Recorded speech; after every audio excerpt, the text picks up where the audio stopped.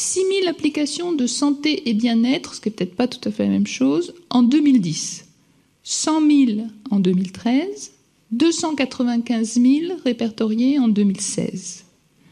Un tel engouement n'est pas sans faire écho à une question de Canguilhem posée dans les lointaines années 1970. Je cite : « En promettant un meilleur usage individuel, de meilleures conditions collectives de santé, à l'image d'une répartition plus équitable des richesses, est-on sûr de ne pas susciter une maladie obsessionnelle de la santé ?» Bien avant le premier objet connecté. Or, à l'instar des analyses du génome disponibles sur Internet pour moins de $100 et qui ne s'embarrassent pas de taux d'erreur majeurs, ces auto-relevés, ce quantified self, déplacement, sommeil, alimentation, ne garantit pas la vérité du résultat. Il peut de plus en ressortir des préconisations inadaptées, telles le contrôle approximatif d'un diabète, qui engageront difficilement des responsabilités autres que celles des usagers naïfs de ces consommables.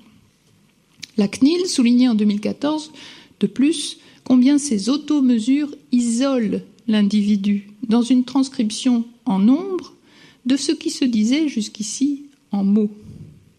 Et si la législation européenne attendue en mai 2018 pour encadrer les usages des données personnelles doit pouvoir régler une partie de ces inconvénients, elle ne modifiera probablement que peu l'impact des pseudo-vérités, lesquelles relèvent d'une éducation, d'une politique et d'une éthique.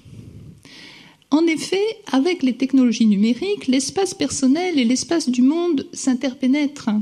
Surinformation, désinformation, buzzwords et fake news, de la confusion médiatisée foisonnent avec un vocabulaire teinté du cliché anglo-saxon.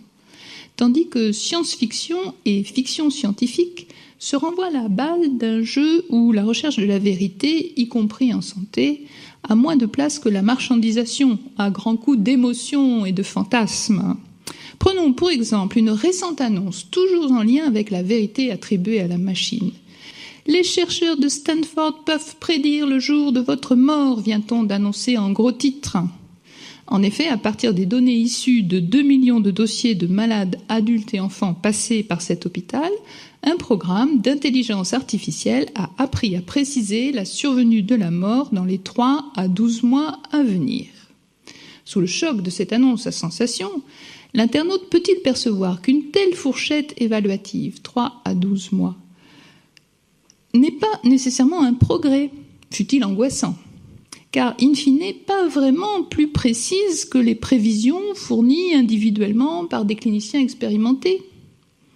Et même si la machine peut transférer des évaluations prédictives équivalentes à celles d'un clinicien expérimenté à l'usage des professionnels qui le seraient moins, qui aura envie que le délai qui le sépare de sa mort lui soit fourni à l'entrée de l'hôpital par la personne chargée du dossier administratif, date d'entrée, période de sortie. Les traces émotionnelles de tels effets d'annonce contribuent à la persistance de ces contre-vérités, parmi lesquelles les discours transhumanistes annonçant successivement la mort de la mort et la disparition de l'homme par symbiose avec la machine figurent en bonne place. C'est aussi dans ce climat très étranger à toute notion de vérité que, tout en remettant sa santé aux mesures des machines, l'homme du début du XXIe siècle développe une réticence paradoxale aux vaccinations. Ceci par une contestation peu convaincante des calculs bénéfices-risques statistiquement éprouvés à l'échelle du monde depuis des décennies.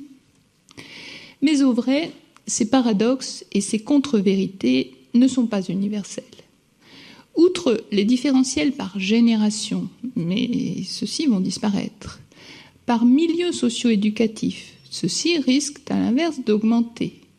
La numérisation mondiale ne fait même qu'étendre à de plus grands espaces l'adage de Pascal, vérité en deçà des Pyrénées, erreur au-delà. En effet, dans les pays à revenus élevés, la santé mobile est motivée par la réduction des dépenses de santé. Tandis que dans les pays en voie de développement, on en attend surtout de nouvelles possibilités d'améliorer l'accès aux soins primaires.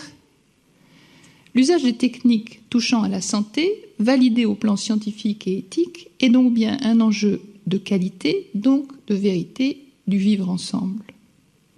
La machine à guérir, selon la formule employée par le chirurgien Jacques Tenon, est née de 11 enfants et père de la médecine sociale au sujet de l'hôpital modernisé de la fin du XVIIIe siècle, s'est aujourd'hui démultipliée. Les machines à guérir évitent les flux vers cet hôpital, lieu d'une technicité remarquable, mais qui n'a plus le temps ni l'argent de l'hospitalité. Face au règne de la métrique, dématérialisée et mondialisée, des calculs, des scores, des échelles, affichant des vérités partielles et provisoires, l'usager, l'homme moyen des statistiques, tout un chacun, gagnerait à se rappeler la mise en garde du même Michel Soulet que nous citions en introduction. Il est dangereux de passer sous les échelles. Mais garder la main sur des développements du numérique à la mesure de l'homme, comme vient de le proposer la CNIL dans son récent rapport, fidèle à Protagoras, exige de considérer, à côté des enjeux techniques, aussi, voire d'abord, la validité et la nécessité, au sujet de la maladie comme de la santé, d'une empathie véritable face à la peine à vivre, à souffrir, à mourir. Autant d'items incommensurables formant une vérité de l'être homme inaccessible à une intelligence artificielle, même dite forte, car cette dénommée force ne saurait en occulter, et encore moins en compenser, l'artificialité. Artificialité qui comprend, par définition, outre sa facticité, un aspect de fausseté, c'est-à-dire l'antonyme, voire plus encore, l'antipode de la vérité.